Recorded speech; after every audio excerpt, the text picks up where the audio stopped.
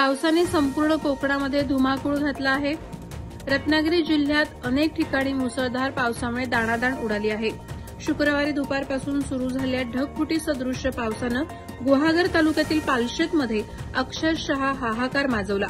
जवळपास 3 तास पडलेल्या या मुसळधार पावसानं नद्या नाले नदीला आलेल्या प्रचंड पुरामुळे येथील जनजीवन विस्कळीत झालंय।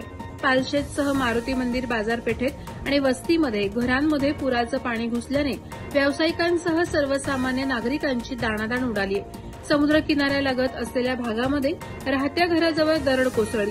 सुदैवानं कोणतीही जीवितहानी झाली नाही। नद्या नाले ओढ्यानं आलेल्या पुराचं पाणी रस्त्यावर आल्याने रस्त्यांना अक्षरशः नदीचं स्वरूप आलं। प्रचंड दगड मातीचा मलबा रस्त्यावर आला आणि वाहतूक ठप्प झाली। जेसीबीच्या सहाय्याने येथील सामाजिक कार्यकर्त्यांनी अथक मेहनत घेऊन मलबा हटवल्यानंतर वाहतूक सुरळीत झाली।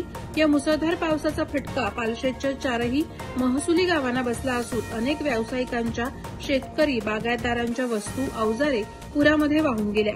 पंप पाण्याखाली गेले। आजवरच्या सर्वात मोठ्या या महापुरामुळे अनेकांचे हजारोंचं नुकसान झालं आहे। प्रहार डिजिटलसाठी चंद्रहास चव्हाण, पालशेत, गुहागर।